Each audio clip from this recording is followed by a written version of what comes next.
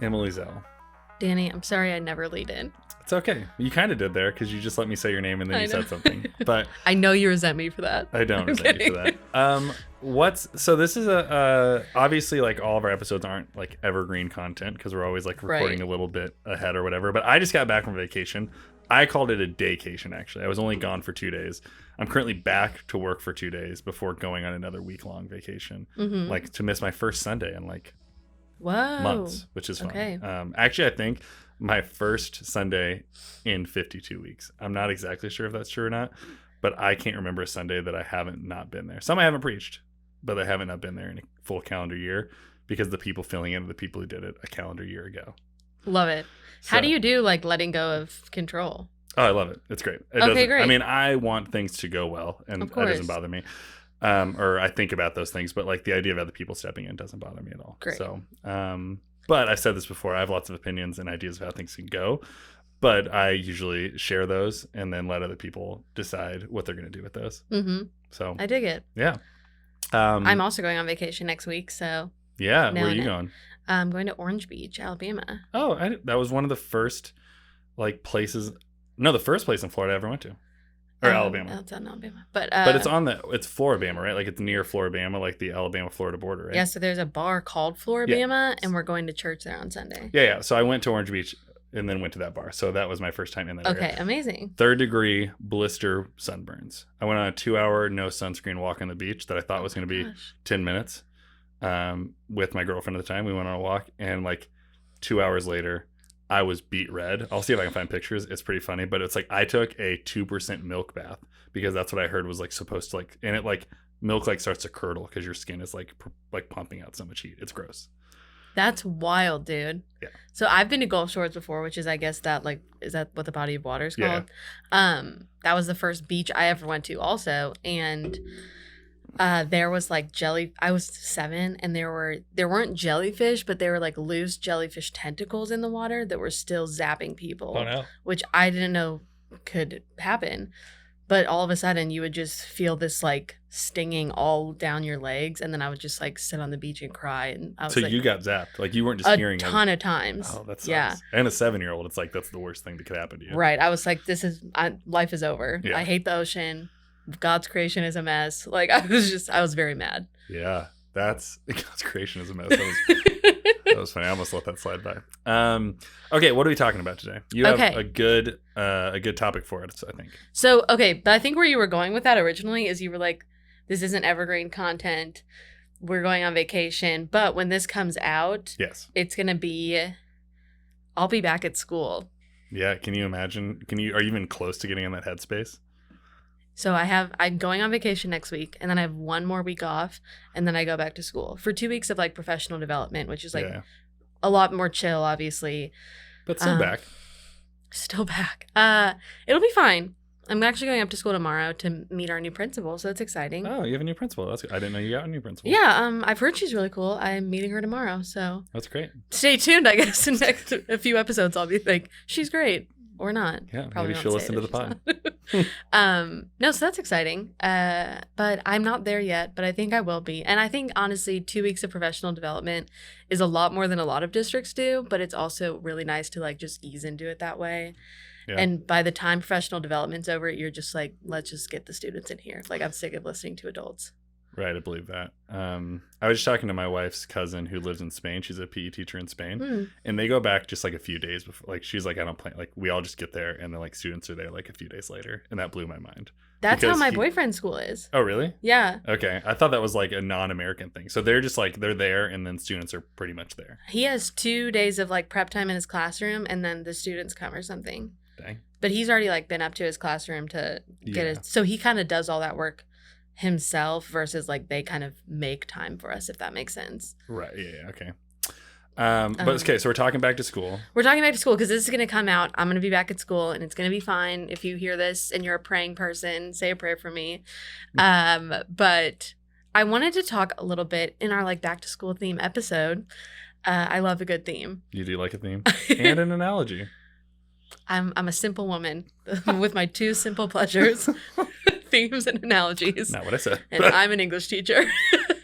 No, but I just wanted to talk about a little bit about schooling in general. I kind of want to talk about like maybe my schooling journey and then the church's vibe of school as a whole. Sure. That's where we're headed. Yeah, I'm interested to see what you got. So let's lead us in. Okay, so I have a pretty interesting school upbringing, and I think we've talked about it. We've like lightly talked about it because we talked about how your wife worked at the school I worked at, which was a Christian high school and middle school. I also went to Christian elementary school. Right. So I was just like vibing. That's like all I knew. But I will say, growing up, there was a little bit of like stigma in church, I feel like, of the kids who like went to public school. Okay. Like it was kind of like, oh, like I felt like parents of Christian school kids would say like, oh, well, you're not willing to make the sacrifice to like give your kids the Christian education, which I think is like pretty messed up. It's pretty condescending.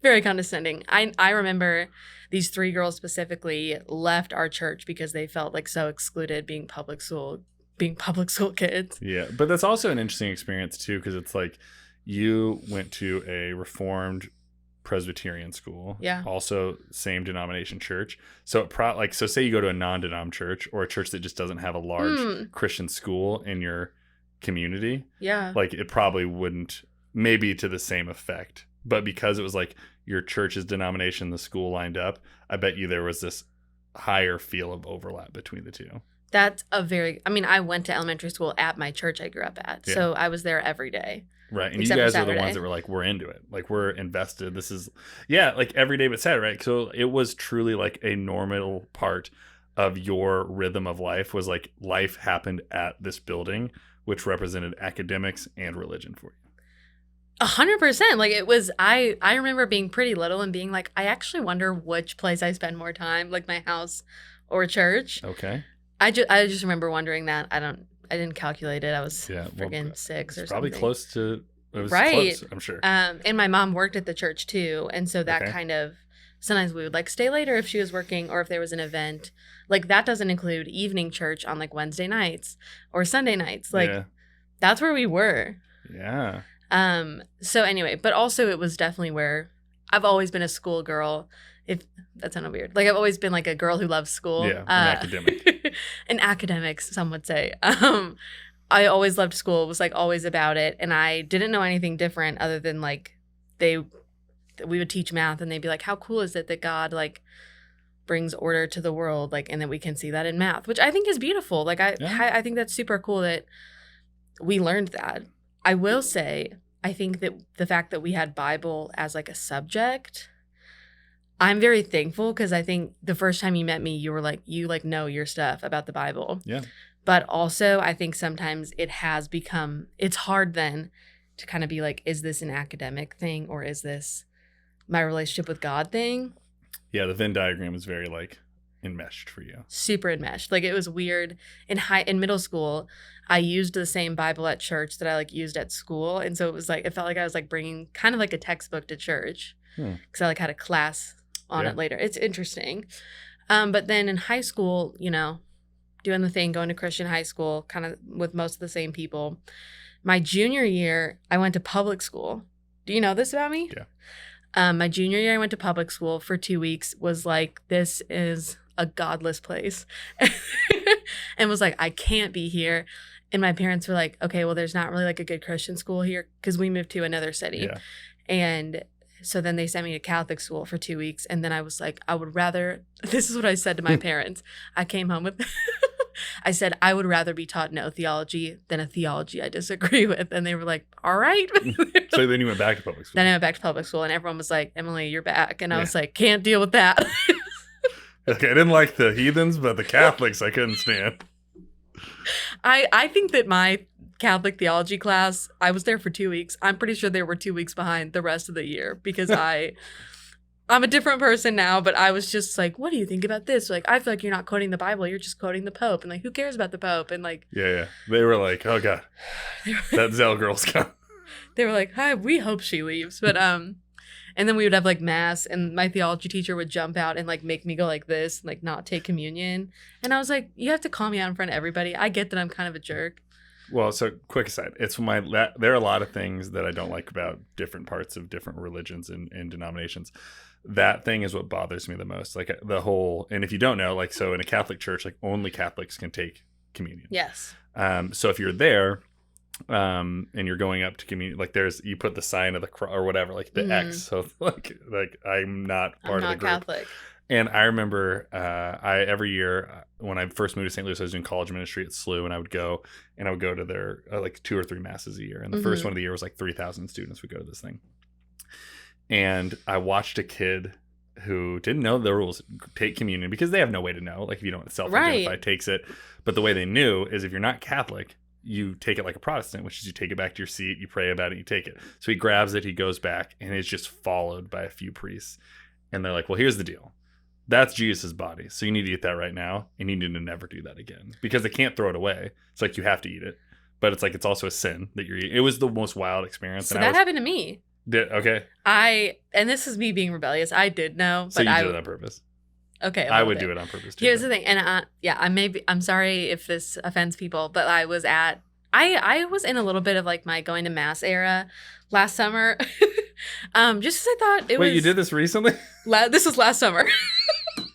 The podcast was going on. I don't know. I mean, I don't judge you anymore for it, but it's exponentially funnier that you did it as an adult and not as a rebellious teenager. Oh, for sure. Well, I was kind of like, I've been going to the Basilica. You've heard my Basilica stories. Yeah. And I was just like going, and for a while, I just like didn't even go up to get in your own words, you were just vibing at the Basilica. I was vibing at the Basilica, but I was also like at Mass, and I was like, I wasn't like trying to be Catholic. I really liked the liturgy, and it was kind of a way when my theology was feeling kind of all over the place to like be grounded in something I was kind of used to. And it's 45 minutes, it's pretty low commitment, right? And so, but one Sunday I was like, it wasn't a Sunday, it was probably like a Wednesday. I was like, you know what? I don't care what anybody says. Everyone is invited to Jesus' table, and I'm going up there. And homegirl did the exact same thing, and I grabbed it and I brought it to my seat. And I was like, I just nailed this. Like, I just like got away with this. And then this guy followed me to the seat, and he goes, have you consumed the host? And I was like, oh, sorry. And then like that was kind of it, but it was super awkward. Yeah. And then I told my Catholic friend later at a bar. And then we yelled at each other for like 5 minutes. Well, the issue is like, I mean, again, it's like they like would view it as like someone's trying to like steal the legit transubstantiated body of Jesus. So, but it's like, I'm your sister in Christ. Like, it's actually our friend Sam the Italian that you met. And I was at a bar and he was there. And then actually my friend Aaron, was like, by the way, did Emily tell you she took communion at Catholic Mass? And I was like, why? Also, I love that this is the fights I get in at bars. Yeah. You didn't, when you said my Catholic friend, not that you only have one Catholic friend, but you have one Catholic friend I know that would make a big deal about it in a bar. And I was like, you didn't have to tell me who it was. And I just went off on him. Apparently it was at Cusimano's. We were like the only people at this bar. Yeah. And we just were like yelling at each other for a few minutes. But then I was like, so there's that story. So I will say, I don't like it. I think it's very exclusionary. I don't dig it. But I also think it's like, I want to respect other people's rules. I know. But like walking into it, like I was always like, and this was a lot of the students at the church I was at were Catholic. So they would come to our church service that was at 6 and then Mass was at 7. And they would be like, all right, we're going to go to real church now, which I always thought was slightly condescending. And they also said it maybe as a joke. But I was like, I would tell this to my friends who were the priests there. I was like, you guys know me. You guys are also like very supportive of my ministry. Yeah. And I think it's wild that you won't serve me communion. And they're like, we think it's kind of weird too. But they're also like, this is what we signed up for. And so I get some level of that. I feel like looking back, I think there is definitely value in just like respecting the boundaries that other people have placed in their religion. And maybe that wasn't the best choice, but also I was definitely in my like rebellious era. I don't think you said this, and I'm just assuming this, but I bet you, whether you named it or not, those weeks before you took communion, you were looking and trying to practice to make sure you got all the steps down so that they wouldn't catch you. There's probably some truth to that. I'll admit that. Anyway, that was my 2 weeks at Catholic school. Sure. To go back a little bit. And then went back to public school. And I remember that was like the first time, I don't remember who I shared this with, but I was like, I've never had to listen to a teacher speak and do any sort of like sifting myself, because they always said like, the church always said like in Christian school, like we tell you the truth, but like in the real world, like, like you'll have to do your own kind of, what's that called? When you like sifting through something. Learning. It's like a, whatever. Deciding. Differentiating. It's not that. It doesn't matter. And so I was finally like, okay, now I'm in school and I have to be like, well, is this real? Is this not real? Mm-hmm. Which I obviously like should have been doing all along. But when you're little, you don't think about that. Like, how do I just think through? Do I agree? Do I not agree? I'm just like, I just take everything as well, face especially value. when you were told the assumption that everything here is right. Yeah. And so, it just makes an interesting like division between that world and the rest of the world, the real world or whatever. Discerning. That's the word I was looking for. Okay. That I finally like at school kind of had to start discerning, and I was like, oh my gosh, like these teachers said this thing that I don't agree with. Like I remember my English teacher, like he was like, I think I'm pretty much like a transcendentalist, and I was like, oh my god. I was like, great. I was like, I'm gonna have to convert him by the end of the year. But this is at Catholic or public school? This is at public school. And he didn't say that publicly, but I could kind of get a vibe. And then I asked him privately. I was like, so what's your deal? You would do that. I know I would do that. Because I kind of wanted to know which of my teachers were Christians, because they were the ones that I could like trust. Very kind of weird, but that's where I was at. Anyway, and then my senior year. So I would say that year was like pretty formative. And that was my junior year where I was like looking at colleges. And I was like, I thought I wanted to go to Covenant College, which is like the PCA college. I was like, this is going to be it. It's actually technically in, Lookout Mountain, Georgia, but right next to Chattanooga, Tennessee. Yeah. And we drive up there and I was like, this is going to be my place. I actually looked at a college first called Dordt College. Mm-hmm. Have we already talked about this? No, the more that I get ingrained in your community and the people I know, I hear of all these schools now. Yeah, Dordt College. I really thought I wanted to go there. Everyone was like, are you going to Dordt College? And I was like, haha. It honestly smelled like manure, so I did not go there. So you didn't go there? I was like, I can't do this every day. I love Jesus, but not this much. Honestly, I was like, this isn't it. And then we drive up to Covenant College, and I was like, this is obviously going to be it for me. I had basically already made my decision. And as soon as we drove up there, I was like, this is not it. I'm a very big gut person. And so kind of as soon as we drove up, I was like, this isn't my place. And I was like crying. Because you wanted it to be your place. I wanted it to be my place. And people like knew who I was. Like I was kind of a big deal. Like they were like, oh my God, Emily Zell's here, you know? She's like, she's coming here. And then I remember crying before my parents even like left back. They were just going to vibe in Chattanooga for a day while I was like having my day of seeing everything. And I was crying and I was like, I don't really like it. And my mom was like, she was so great. She was like, you don't have to like it. Like this doesn't have to be your place. Like this. Yeah. Like she was very helpful and like calmed me down. Cause I was like, I know I'm supposed to go here. And she was like, no one said that. You put that on yourself. Yeah. Like, and then we were living in Columbia, Missouri at the time, which is where Mizzou is, University of Missouri. And I was like, and my parents were like, just go visit it because you might, just to see if you like the big school feel. And before any of this, if someone had said, Emily, where do you want to go to college? I would say probably Covenant College, but anywhere but Mizzou. Yeah. So classic. And so we toured it and we went to Ellis Library, which is this like grand, beautiful library. And I was like, this is where I want to go to college. You fell in love with the place you thought you were going to hate. Yeah. And I think that was pretty jarring. Okay. So all that to say, then I went back to the Christian high school my senior year. We moved back to St. Louis. Yeah. But I was like way cooler and edgier then. I like cussed and you've seen the real world. I was like, guys, I've been to public school. I bet you actually said that to someone. I said that to many, many people. And I was like, I know I'm different. Hey guys. And everyone was like, wow, Emily. And I was like, you guys are like getting to know the new Emily. I was like, whatever. Pretty much I just cussed. And I thought it was maybe okay to be gay. That was like two pretty big things actually for the times. For where you were, yeah. So all that went down, and then I knew I wanted to go to Mizzou.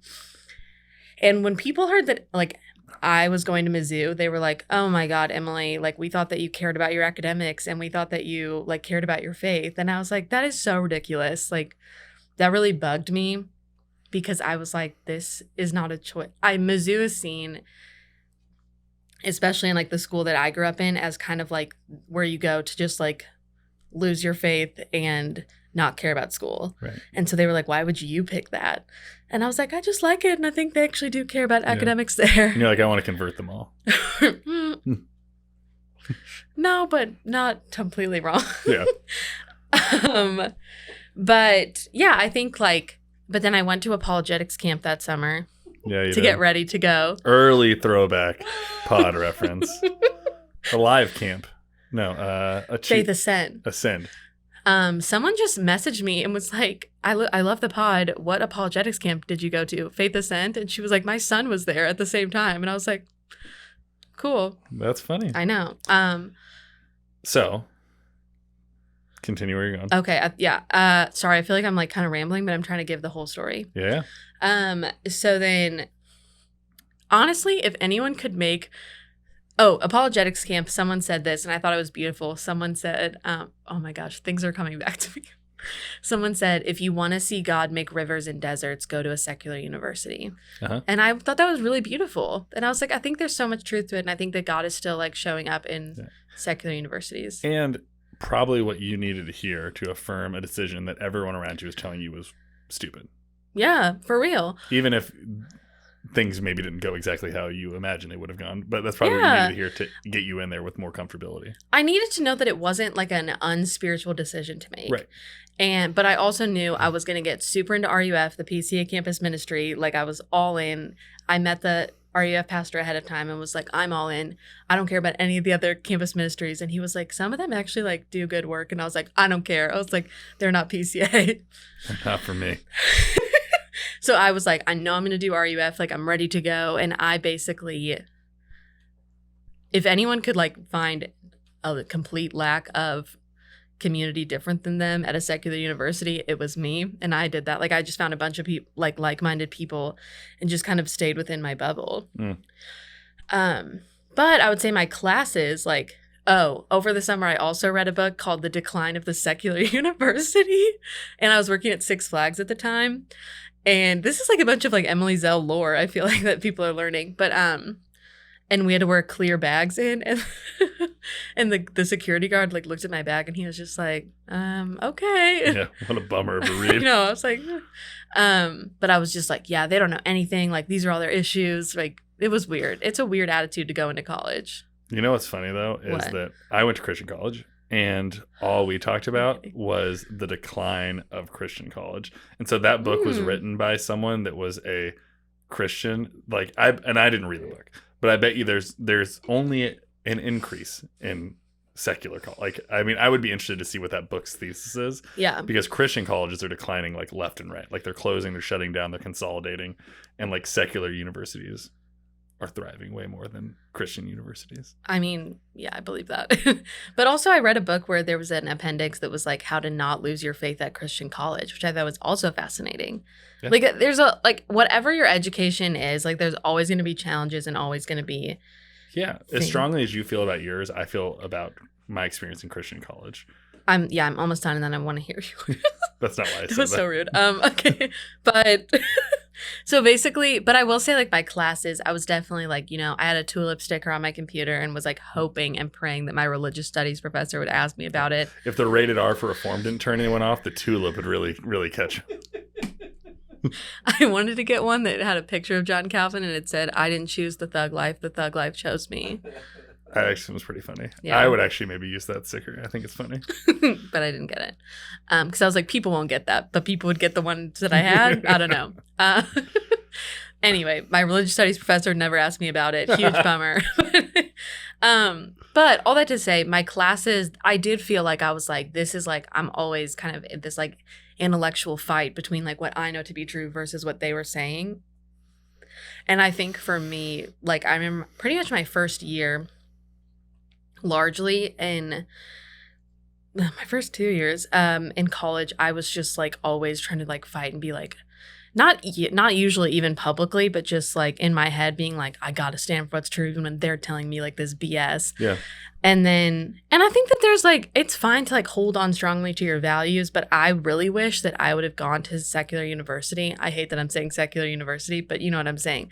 Like with an open mind and being willing to hear other perspectives, because I think like, I do think there are some people that are like, Emily went to Mizzou and then she started deconstructing. And I think there's a little bit of truth to that. But I think when I finally let myself like listen to other perspectives, it was very powerful.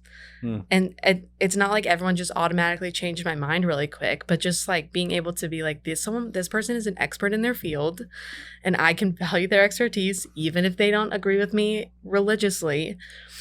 And yeah, and basically kind of my junior year of college, well, that was like COVID, kind of was sophomore to junior year of college. And then my senior year of college was kind of like the beginning of like a lot of deconstructing. And I kind of didn't go to church, didn't really go to, I actually totally went to my campus ministry, but also was just kind of like vibing. And like, if anyone would say like living like the typical Mizzou life, it was like me the one semester of my senior year before I came back here to student teach.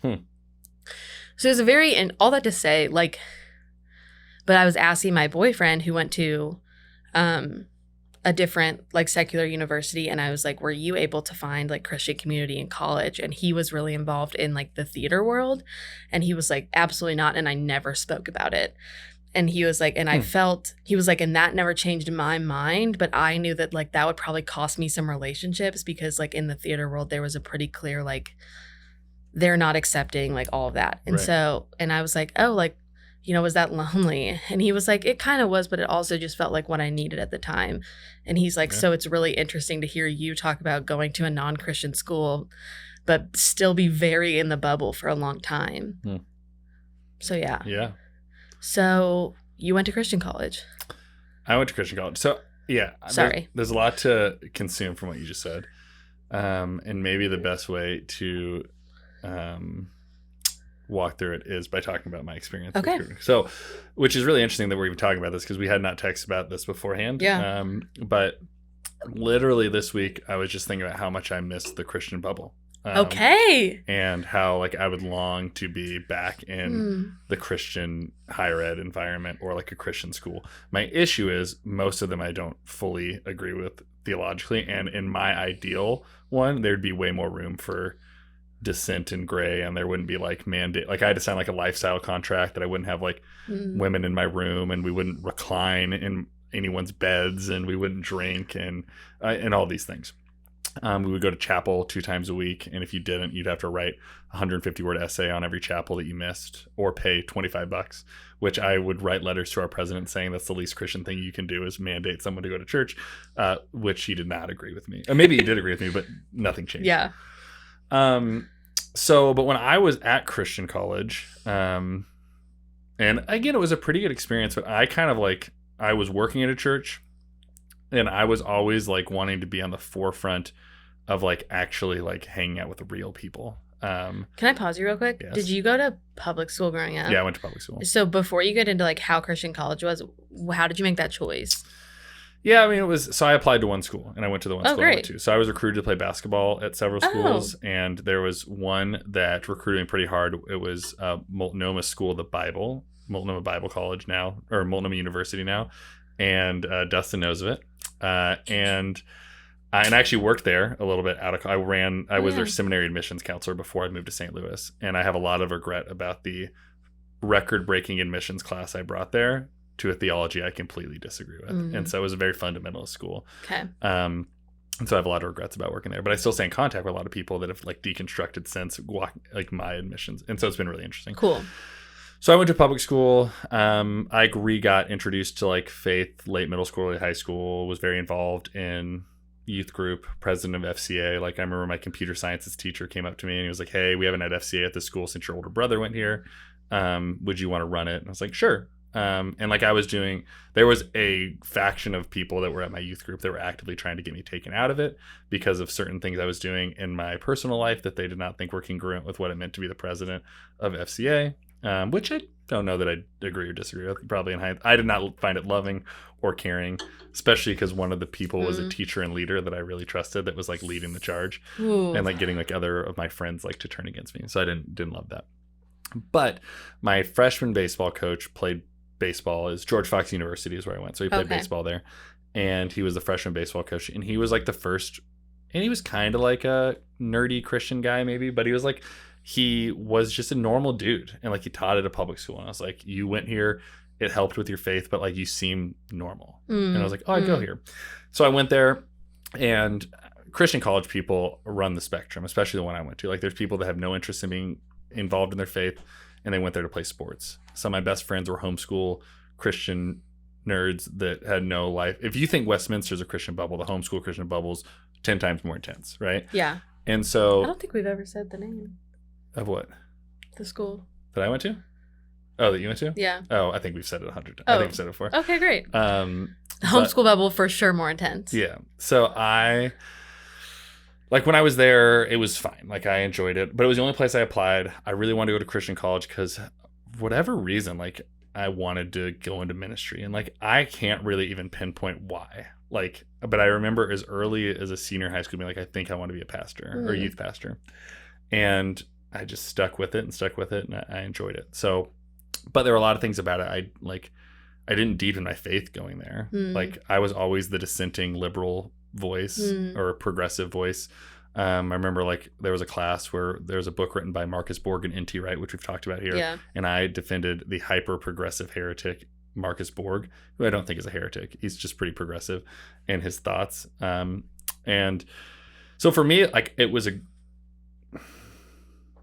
like for you where like your high school was like a place to like deepen your faith because you're around like-minded people. Christian college for me was a place to push back against the other Christians that I thought were great, but I didn't fully disagree with, but glean things from them, figure out what I believed, all of that kind of stuff. But what I was trying to say a little bit ago was like, I was just thinking this week about like how much like the Christian, I want to be back in it. There are certain things I find really compelling about it. And this is from someone who like wants to not be like a hyper fundamentalist, like Christian that removes myself from society. But like the idea of like waking up and like getting coffee with someone like at university and like talking about like life and faith, like that kind of stuff, the central aspects of faith driving like the majority of your conversations, even if they weren't conversations I agreed with, like faith and theology was at the core of like a lot of different things. If it was even like, I don't want to go to chapel, like why? That's a theological question. Yeah. Like so-and-so is a basketball player and they drink, and like why do we think that's problematic or not? That's a theological question. And everything was through that lens, and I kind of missed that because I just found it intellectually stimulating. It's not, I have no desire to be in an echo chamber of people I agree with, but like intellectual stimulation, especially like through the theological lens, I find really, really interesting. Do you not currently feel stimulated in your life? I mean, I do and I don't in some ways. Like I just think like there's a lot of my job is like having conversations with people and doing damage control and like people that have lots of feels about things. And I think as a pastor, I don't always get the ability anymore to like be free about what I theologically believe with people and give them guidance because they feel certain sorts of ways about it. And so like I can't be fully who I want to be sometimes. I try to be, but that can come across as like X, Y, or Z thing. And so that's like an interesting place. I mean, maybe it's just like maturity and leadership. And now where I am, like, I just have to be more guarded in the things that I have to say and like realize the nuance in it. I can't just like carte blanche say whatever I want like I did when I was a 19-year-old. Right. But it's just a different like experience. But my dream job for a long time was to be a college pastor at my university. Like, I just thought that would be such a cool job. So. I mean, college is such a cool time where you're just exploring so much and figuring out what you think about everything. Like one of my favorite poems, which is it's called To My 20s, and it's kind of like this love letter to this guy's 20s. And he just has this line in it where he just says like, you have like plenty of time and you're living and thinking about living. And I just think that that's so real. Like I feel like in college and just maybe in your 20s in general, you're just constantly figuring out what you think, and you're doing a lot of living, but you're also dissecting it and getting to unpack with people who also want to have those stimulating conversations.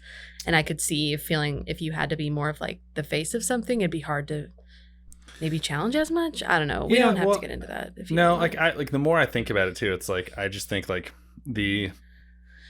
in college everything is so much looser in some ways, and like the older you get and the older I get, the more like routine dominates and less like adventure and curiosity and like debate. And I'm someone that really enjoys debate and all that kind of stuff.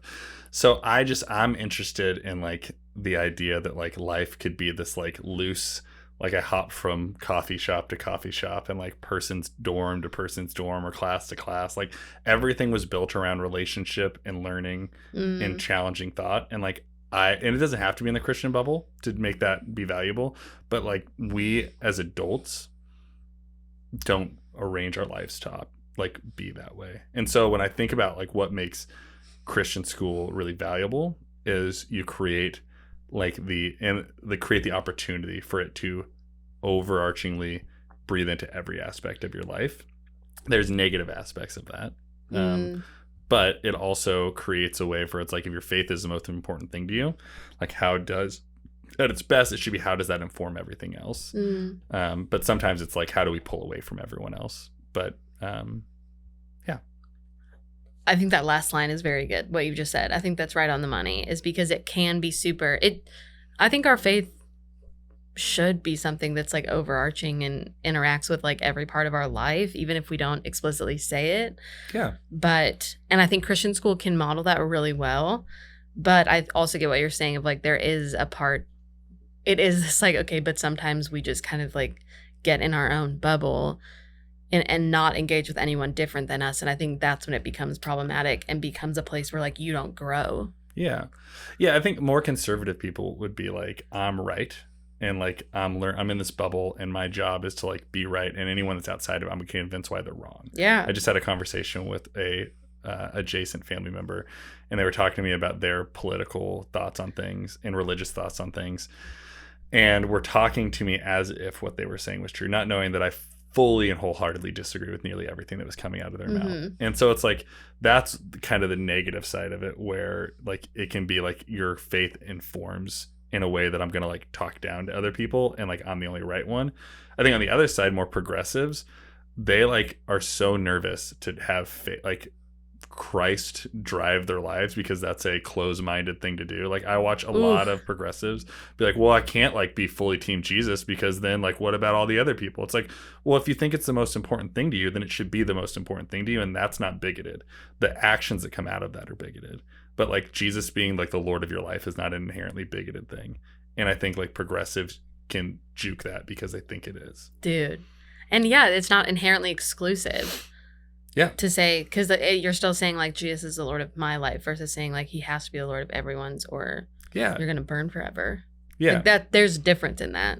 Yeah. I'm in a really interesting place right now where I'm more, like I'm always been very like critical of the hyper conservative side, but I'm in a place where I'm like becoming more critical of the hyper progressive side because I'm watching it do everything that it has said that it doesn't like about the other side, but also it has its own set of unique problems. And I'm like, how do we, and again, like the Danny trope, right? Like, I'm like, how do we just find the middle? Like, and I just don't, and that's like not like compromising on certain things. Like there are things I wouldn't compromise on, but I think we aren't that interested in finding middle ground and compromise, while also thinking certain things are not compromisable without like making that a negative thing. I don't know. It's a very, no, I'm following you. It's complex. Yeah. But yeah, I mean, I think that's real. I don't really know where to go with that. Well, I mean, I think we've had like 30 minutes worth of discussion just on this, but a lot of it was like our stories of our experiences. But I think like when I think of Christian or religious academics, I think like what is the purpose is always the most interesting question for me. So the Christian college that I didn't go to, Multnomah School of the Bible, like the reason I didn't go there then was I felt like it was more an effort in like Christian higher ed indoctrination than it was like intellectual stimulation. And I think what makes a place like Mizzou good as a secular university is its core driving factor is intellectual stimulation. Like, and I think that's really, really good. But what makes things like RUF great for there is it's like a supplement to where like the university doesn't feel like that's their job. RUF does that well. For sure. Like they're like, we're going to provide what the university's job isn't. And the negative of Christian education is they think their job is everything. Ooh. And it needs to be, like, if that's what you're going to do. But I think it takes away the ability to be like, I'm not a huge compartmentalizer, but in this specific case, like compartmentalizing seems to maybe be more helpful to create a more whole person. I've for a long time held the line, and I don't know, maybe I'm changing my perspective on this, but I used to encourage Christians to not go to Christian college. Yeah. Because of the bubble. And I don't know if I agree with that or not, but the reason I would encourage people not is like you need more life experience and to be challenged intellectually, where Christian college doesn't always allow that because you're in an echo chamber. For sure. And I remember talking to one mom who her kids grew up in Christian school, and she said like they weren't allowed to go to Christian college. Like she was like, you need to pick a secular university because you need to be challenged and like not just continue to feed on the bubble, which I thought was super cool that like she said that. Yeah. Well, so we're at about 40 minutes, and when this one will come out, we will have like 4 50-minute movies in a row. So I want to wrap us up. We're going to skip email corner. Okay. But we're going to do some more emails in the next one that will drive that, which I think you said 2 weeks in a row, but we're actually going to do it this next one. So, but I do want to do recommendations. Me too. So can you kick us off? Yes. I don't really have a recommendation. I just need to talk about a insane movie that I saw yesterday. Oh, what was it? So it's called Tusk. Oh, yeah. Have you seen it? I've seen enough clips on TikTok to get the general idea of it. It looks wild and not my cup of tea. I didn't know anything about it. And then my boyfriend was like, do you want to watch a really effed up movie? And I was like, I don't know. And then he was like, how about Tusk? And described it to me. He's kind of like a horror film guy. Yeah.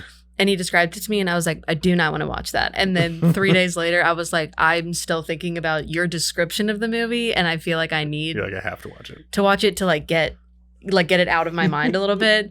And this is a little bit of a spoiler, so skip a little bit, I guess, but it's fine. It's not that much of a spoiler. Basically, this guy turns this other guy into like a human walrus. And has been doing it to several people. Yeah, like 25 people. Yeah. It's very gross and disgusting. And also I didn't understand what the message was.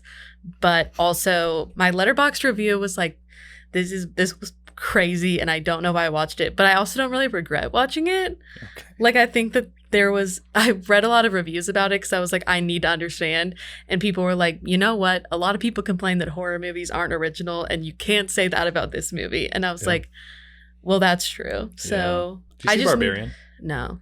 I heard that's like the best horror movie of the last year. Okay. Yeah. But anyway, I'm not saying watch Tusk. I'm just saying I needed to just get that off my chest. So it's 100% a movie I would never subject myself to watch. Like just watching the TikTok clips of it, I'm like, this looks uncomfortable and awful. And I'm pretty gentle spirit. So the idea there's nothing redeemable at the end. Like, I don't know if you've seen the movie Seven, one of my favorite and least favorite movies of all time, because it's from film perspective and story, an amazing story. It's about the 7 deadly sins. This like serial killer is like killing people based on the 7 deadly sins. The ending of it, amazing ending as far as movie endings go.